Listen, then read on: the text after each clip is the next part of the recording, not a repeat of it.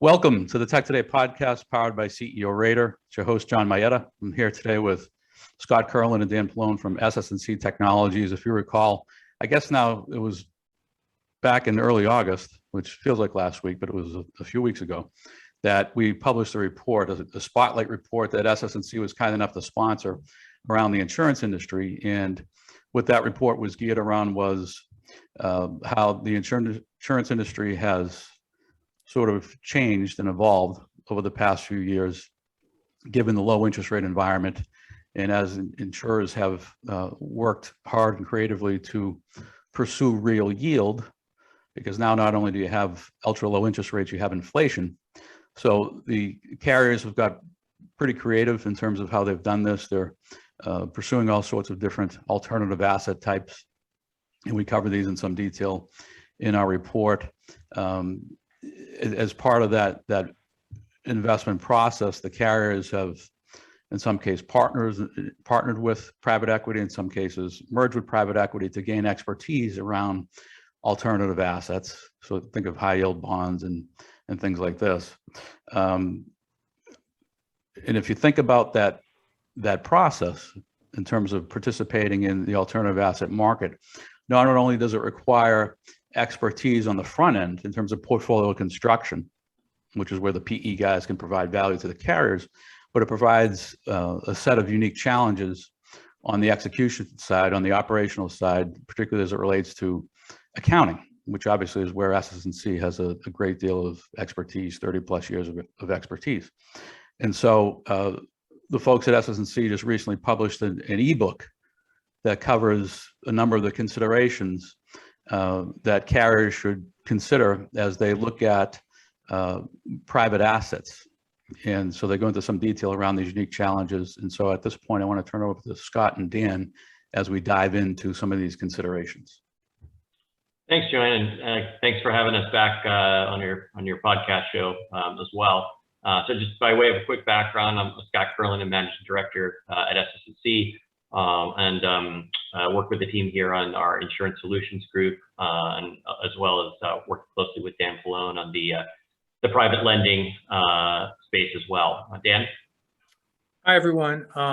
Again, thanks, Jonathan, for inviting me onto this podcast. I'm the VP of our private lending solutions at SS&C, offering both software and services in that space, and look forward to engaging with everyone today on this topic, which is very important. Okay, so what I'd like to start with is online banking, online investing. I think all of us have accounts, probably. I know I look at my accounts every day, whether it's my checking account or my mortgage account, or I look at my investments. And I think it's really important from a private asset perspective to have that online experience, right? To be able to look at your either if you're lending into this space or you're borrowing in this space. As Jonathan said, I mean, this is an area that is seeing extreme growth in terms of the banking sector and offering non-banking options, non-bank options, really. And we've seen this over the last probably 6 to 7 to 8 years. And it really started with the credit crisis. The banks have been constrained from a regulatory perspective, and private funds that don't have those same regulatory and capital constraints are making loans. And what I think is really important is whether you're borrowing from this space, from the private debt space, or you're lending into it as an investor, to have that transparency. And it starts with having online experience and making sure that your partner in this space is offering the latest technology in terms of online experiences to be able to drill down on your loan information, to request, let's say, a payoff. If you're an investor, to know what your future cash flows are coming in on that private debt. So I think that's really important to keep in terms of a perspective when it comes to lending in the private market space. Dan, maybe just to add on to that, one of the other things we cover in our new ebook is that unlike the sort of the public finance market, private credit lending is not standardized, right? As we know that there's challenges associated with the fact that different private credit deals each carry their own bespoke aspects, by the lender and the loan, right? They have unique loan terms, they have specific covenants, and they also have unique servicing requirements, right? And so when you think about it from a technology and services perspective, from a technology perspective, you've got to have a platform that can handle really a tailored approach to servicing, accounting, and asset management in terms of the unique deal terms, and to be able to handle that efficiently in a semi-automated manner. Okay, and that includes everything from document collection, event notice processing, prepayment issues that occur, defaults, restructuring, all of the different aspects that come with private credit finance deals.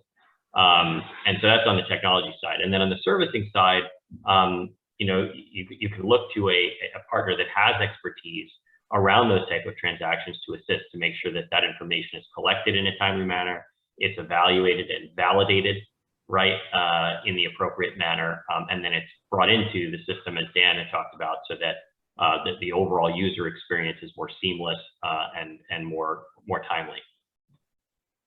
Yeah, I'm sorry, Jonathan. I was just going to interject. I just wanted to accentuate that point for a moment, because to me, as an outsider looking in, one of the things that makes SS&C unique is the sort of the breadth of the portfolio. And so that, for example, if you're an insurance carrier, you may be looking at a particular security type, asset type for the first time, where if you guys have seen that movie before, and given the machine learning underpinnings of your platform, so you're learning in real time. SS&C's platform is learning in real time, and that translates into scalability and operational efficiency for your client. Whereas for them, that learning experience could be quite expensive and inefficient. That's very true.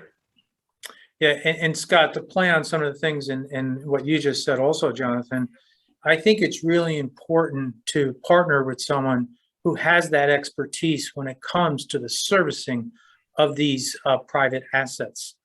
And I like to say to folks, stay in your swim lane, right? So if you're an underwriter, you stay in the underwriting space, but you're not a servicer. And servicers do what they do from a servicing perspective. And some of us tend to kind of go across all swim lanes, but I think it's most important to stay in your swim lane, focus on what you do well.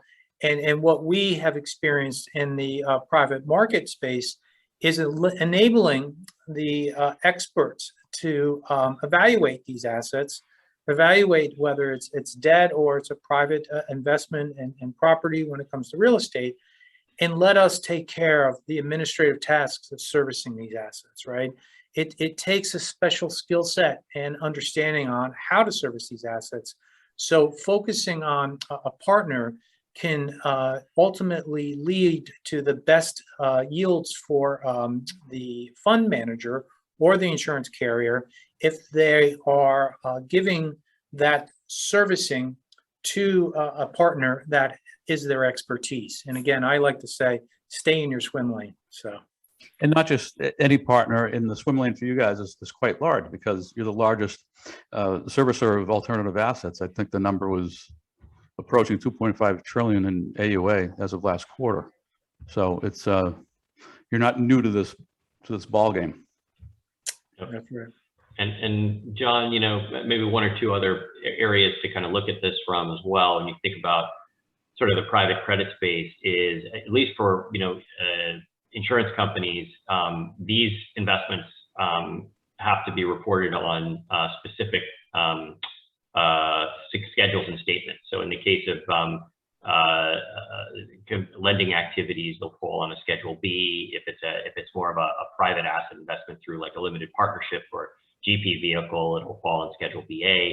And so they have to be reported correctly. They also, when you think about it, affect the balance sheet, right? So for insurance companies that have to do Solvency II, or even just balancing like ALM, asset liability management, right? Looking at the cash flow schedules and revenue and expense streams associated with these loans, marrying them up with the other side of the balance sheet, and making sure that they can keep the scales evenly balanced for reporting and for risk management. Those are all considerations. You've got also the ability, in some cases you have to produce the appropriate 1099 or 1098 tax forms auto-generate credit memos and asset summaries. So there is quite a bit of reporting, both regulatory and internal and financial, that comes with these type of transactions. That's also an area where modern technology that we were just talking about before, and the business expertise that Dan was speaking about, can really help take some of that burden away. Yep. The other thing I would also, obviously it's affected everyone around the world is the pandemic, and that's created some tremendous opportunities from a distressed asset perspective that we're seeing right now. What is one person's downfall is another person's opportunity, right? So what we've seen across the private market space is a lot of investors starting distressed debt funds to relieve the funds that own these distressed assets so they can redeploy capital into new areas. So we're seeing a lot of transitions from bank balance sheets onto these private debt fund and insurance company balance sheets with these distressed assets. And there's a couple of strategies here that we're seeing. One is to basically invest to own versus invest to get cash flowing and to dispose. So we see both sides of it, but either way, you really have to be able to understand what has occurred from a historical perspective to be able to project forward, and then have a view on where you're going to exit this investment. How are you going to get out of this distressed investment? And at the height of the pandemic, we all saw the liquidity in the real estate market dry up. Within the first 2 or 3 months, there was no liquidity, for example, in the commercial real estate market, and that is reopened and is very active today, with certain sectors being more favorable than others.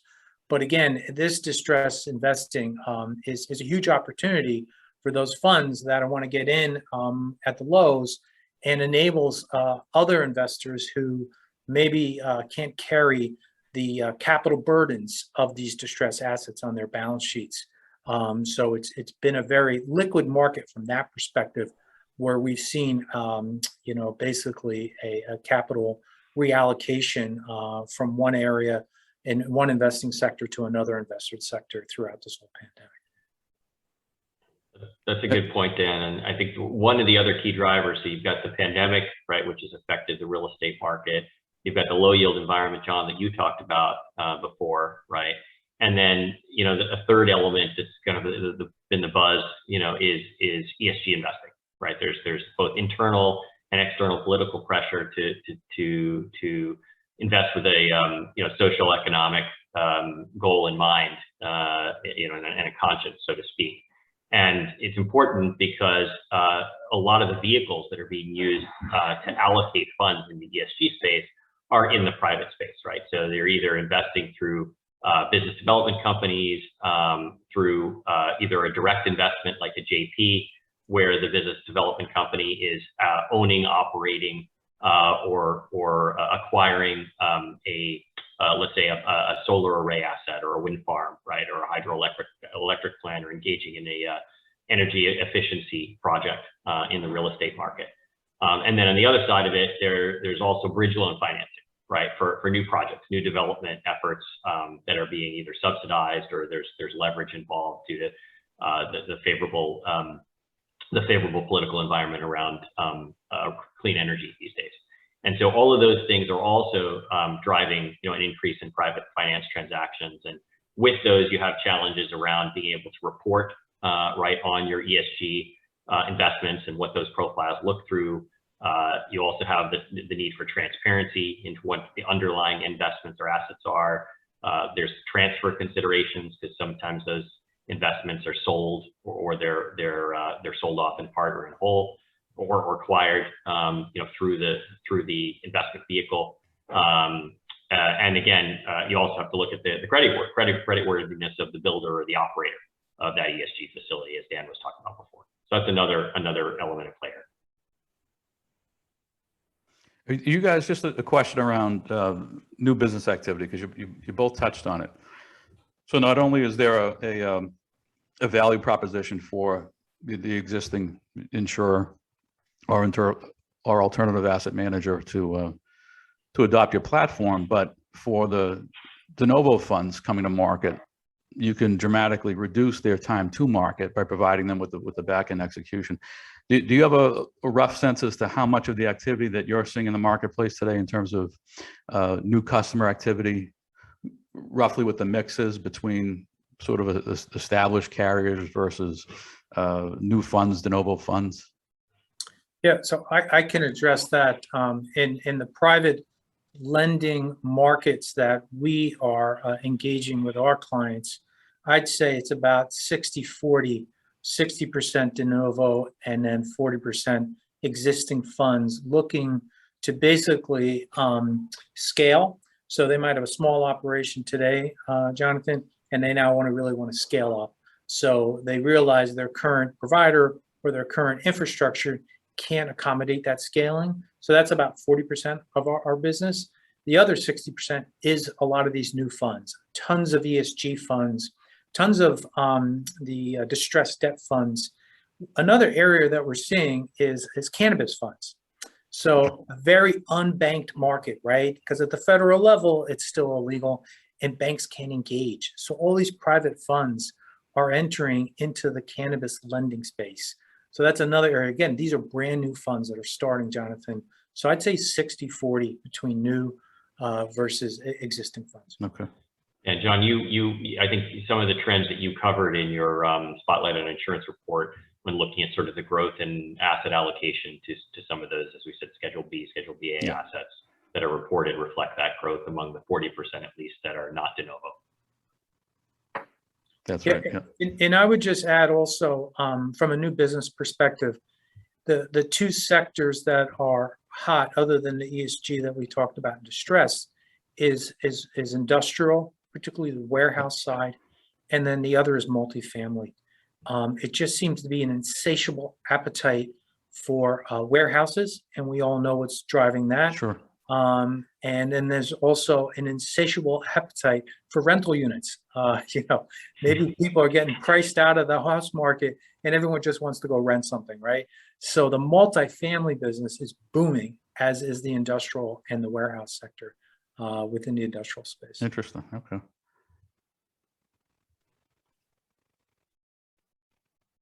Have we covered everything from a sort of a highlight perspective on the? Yeah, I think so. We covered the key themes. We don't want to give it all away because there's more meat in the ebook, which we'd encourage everyone to take a look at. But those are some of certainly the high level themes that are, I think, driving the increase in private credit activity that we're seing, and then some of the sort of the challenges and considerations that you got to look out for when you're trying to scale up in that space. It's funny. I was at a real estate conference this past week, and it used to be, a location, location, location. And what they all said this time, it's location, location, labor. Because there's a scarcity of labor across the country, these guys are building warehouses and they're leaving them empty because our favorite e-commerce company can't find people to go work there. But they're building them and they're waiting to find people to fill these warehouses. But and then they've got to build the houses to bring them there to actually put them somewhere where they can work next to the warehouse. Sounds like the ghost cities in China. But 2 years ago, that was unheard of, right? They'd build a warehouse and then they'd have the employees show up and they'd start running it. But today, they have to delay the actual running and the usage of these warehouses until they can find people. But they're still building them because they need the footprints. But it's labor is the biggest issue right now, and that's across the board, whether it's construction or whether it's warehouses or any type of, and we all know that. Yeah, so labor is a persistent issue. Well, Scott, Dan, I appreciate the time, and for audience members, we will link to the TEK2day Spotlight report that I highlighted at the front end, and then the ebook that Scott and Dan just drilled down on. We'll link to that as well, so you'll be able to find that in podcast show notes. So that's all for now. Thanks everyone for joining. Be well. Thanks, John. Bye.